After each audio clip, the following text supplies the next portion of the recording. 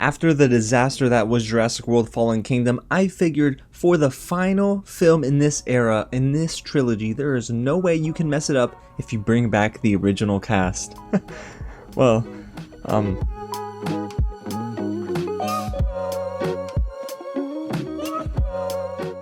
what's going on, everyone? James here with another real review, and yes, today we're getting into all of my spoiler-free thoughts on Jurassic World Dominion. A huge thank you to Universal Pictures for giving me the chance to watch this early in person for review. You can see it in theaters when it drops June 10th, and guys, there's a lot to talk about, so you know what, go ahead and get loud down below in the comments when you see the movie, and let me know what you thought and where this movie ranks for you. We're going to be doing a ranking for the Jurassic Park franchise at the end of this week. I'm kind of excited, but boy, after seeing Dominion, we got a lot to talk about. The third and final chapter in the Jurassic World trilogy is directed by Colin Trevorrow, and it stars Chris Pratt as Owen Grady, Bryce Dallas Howard as Claire, Laura Dern as Dr. Sattler, Jeff Goldblum as Dr. Ian Malcolm, Sam Neill as Dr. Alan Grant, and a newcomer here, DeWanda Wise as Kayla Watts. Now, if you haven't seen Jurassic World and Jurassic World Fallen Kingdom, you probably should watch both of those movies before jumping into this one, because the film doesn't do the best job at trying to catch you up. It just assumes you've seen it,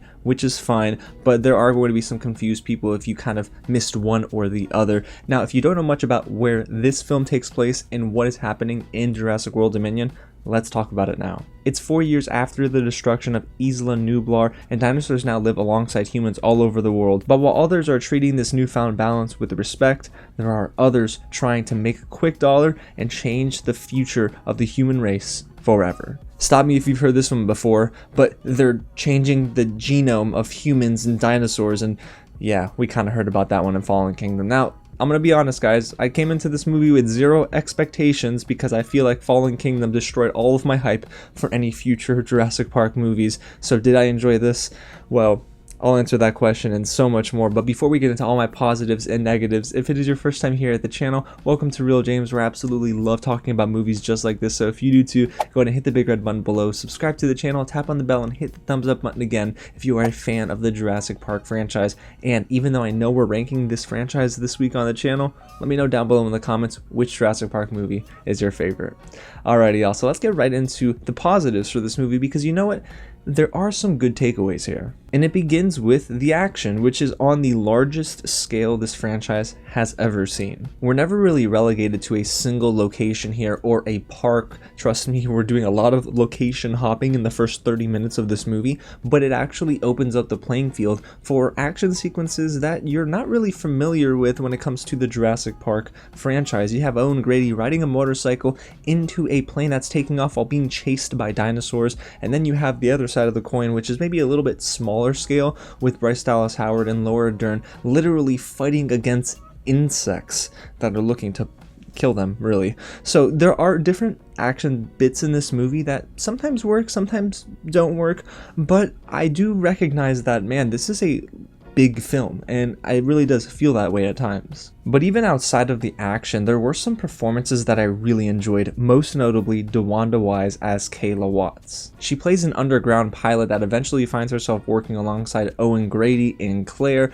but to me, DeWanda Wise delivers the best performance in the entire film. She actually has the most personality, and heck, she has a screen presence that just worked for me. She always commanded my attention, and even the little bits of humor that her character had, she didn't have a lot of funny lines, but her comedic timing was great, and it was subtle enough that it just flowed naturally for me. So yeah, DeWanda Wise had the best performance in this movie, and I actually wish she had more screen time because she really was a breath of fresh air on screen whenever she appeared. And even though it was nice to see our original cast members here from Jurassic Park, I do think Laura Dern clearly brought more to this film than her other two co-stars. Not to say they're not good actors, but I can explain why I feel like those characters didn't work here in this movie. But Laura Dern had this energy and this charm that she just tries to bring as much as she can into this film from the 1993 movie, and I get that she is trying really hard, but I'll explain later on in the negatives why her and her other two legacy cast members just, well, don't really work too well in this film, but that's besides the point here.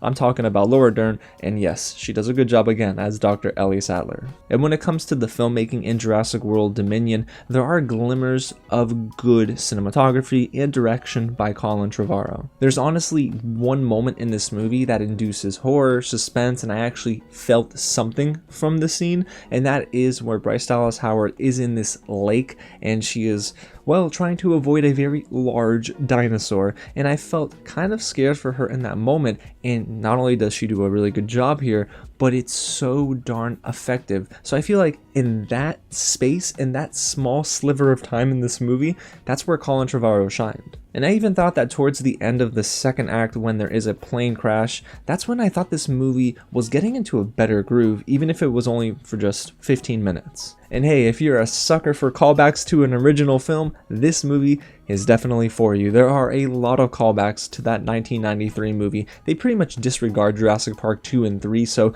the movie doesn't really talk about those films, but you start to see as the film goes on some Easter eggs that will make you smile, and honestly, there are some moments with our original cast members that are going to warm your heart if you're a Jurassic Park fan. We had some oohs and ahs in our crowd, some claps, but again, not everything worked effectively, but I recognize that this will probably work for some fans of the original that are looking for a lot of nostalgia. But you guys, with all of that being said, sadly, we have to get into the negatives now, and honestly, I do feel that most of this film is very underwhelming, and for it being the end of an era, it's a movie that falls incredibly flat.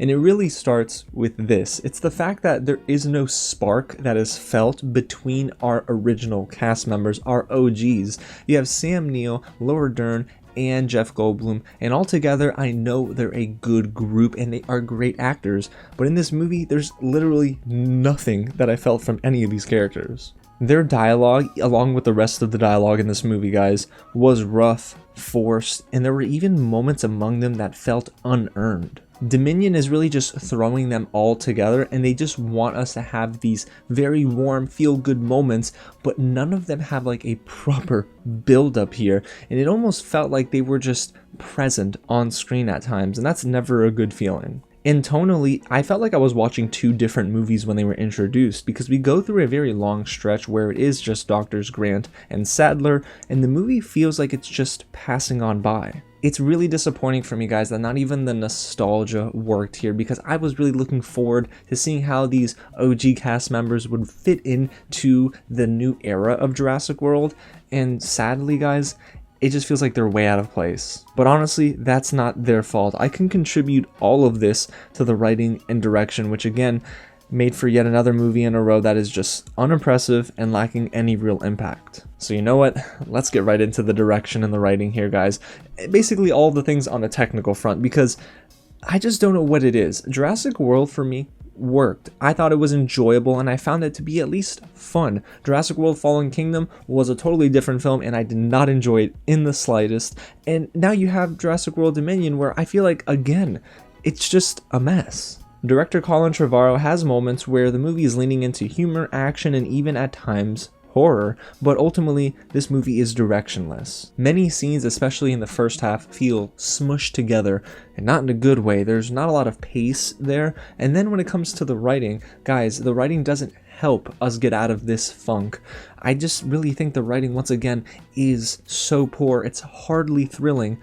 Well, just like this movie. The dialogue is again forced and unnatural. We get terrible subplots for our villains, yes, villains plural, and eventually the story doesn't know where to go and it writes itself into a corner. Guys, there are a lot of different story beats here, and when they try to bring it back and corral everyone back together in that third act, it does not work. And even just speaking for writing when it comes to some of our characters, I'm low-key upset that they again misuse Justice Smith and Daniela Pineda, who I actually really liked in Fallen Kingdom, but they're relegated to just, hello, we're here for the first 5 minutes and now we're gone. So they don't really have a lot of staying power in this movie, but it's not their fault. And then when you look at actors like Mamadou Athie, who I think is a very capable actor, he is here just to dump exposition. Now, speaking of exposition, this movie is really just doing a lot of telling and not showing especially in the first like 15 minutes of this film. But Mamoudou Athie is like a really good actor, guys, and he is relegated to that guy who's like, I'm gonna pass along some information and then I'm gonna scoot and be on my way. Like, no, you're misusing him entirely. And when the movie decides to throw a ton of expositional dialogue in my face, it ends up losing me, and I just really can't get into a groove. But even outside of the direction and the writing, guys, the editing is also really bad here. It's incredibly choppy, and whenever there is an action sequence between Owen and these dinosaurs, guys, I feel like there are so many jump cuts that I really wasn't able to focus on any one point of action, and then eventually I just get distracted and I'm like, if I can't focus on this, if we're just going to continue to jump, why am I paying attention? It is a movie that just does not motivate me as a viewer to stay engaged within the action or any serious moments.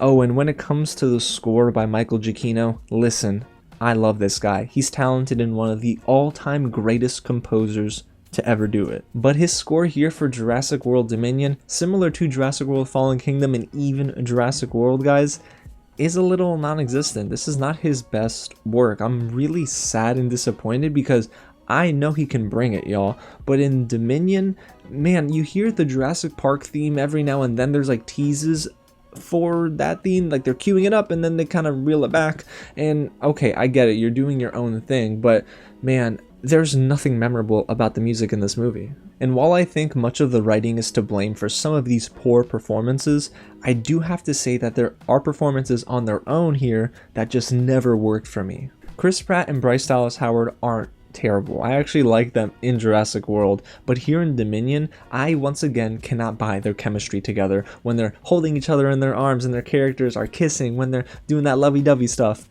I'm sorry. The chemistry is not there and it doesn't feel natural. And then you have Isabella Sermon, who was a bright spot for me in Fallen Kingdom, but I could not connect with her performance here as Macy in Dominion. There's a story beat for Macy here in this movie that, oh boy, it just loses me, y'all. It made me shake my darn head. I literally shook my head, and I haven't done that in a movie in a little while. And even BD Wong, who I feel like is a legend, you guys, they relegate him to a role that is just so plain, and it's nothing that we haven't seen before in this franchise. And that is another disappointment with the way they've handled BD Wong's character of Dr. Wu. But let's even talk about Campbell Scott, who is Biosyn's CEO. Biosyn is this new InGen, essentially. And, oh boy, Campbell Scott, man, you might know him as the guy from The Amazing Spider-Man 1 and 2, Peter Parker's father. But, oh boy, in this movie is he just not working for me. He's purposefully playing an awkward millionaire named Lewis Dodgson, and I get it, he's supposed to be awkward, but he is also simply annoying with his mannerisms because it is too obvious that he's trying to play an awkward CEO versus it coming off naturally.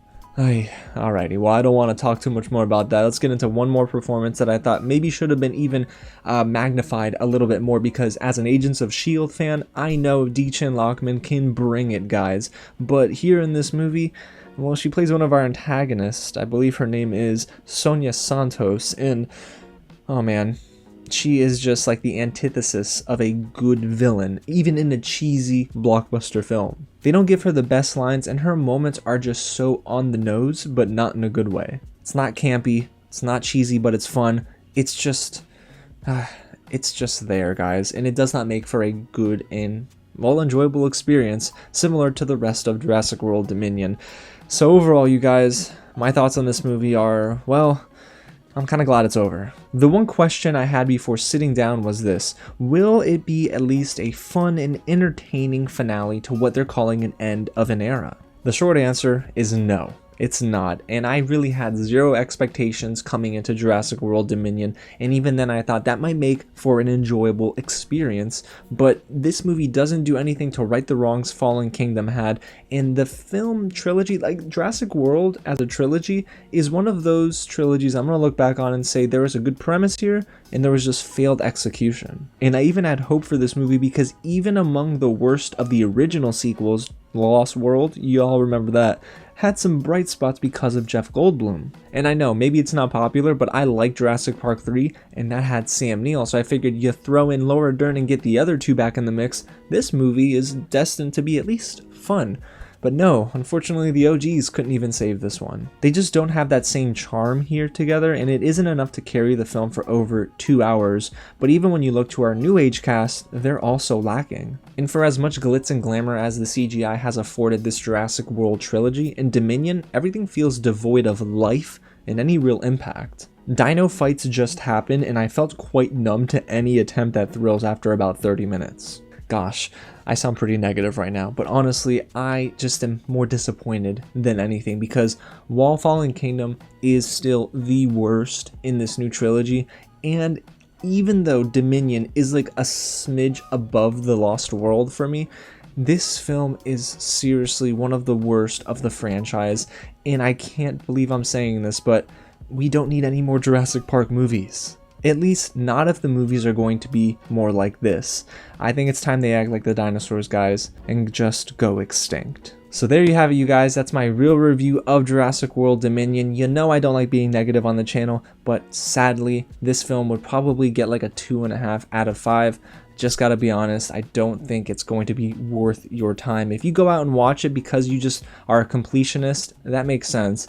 But this film just doesn't have a lot of life and soul behind it. When you see it though, let me know down below in the comments if you agree with me, if you're kind of in the middle, or if you definitely disagree and you love this film, because if you do, that's okay. And hey, if you love this review, go ahead and hit the big red button below, subscribe to the channel, and tap on that bell, y'all, and hit the thumbs up button because we're on the road to 10,000, and it's all because of you. And yeah, man, gosh, I wish I loved this movie so much more. And now I feel like because of all the, well, thoughts I have on this film and the negativity, unfortunately, that I have towards Jurassic World Dominion, I wouldn't be surprised if Blue's waiting for me outside. He's gonna want to have a word.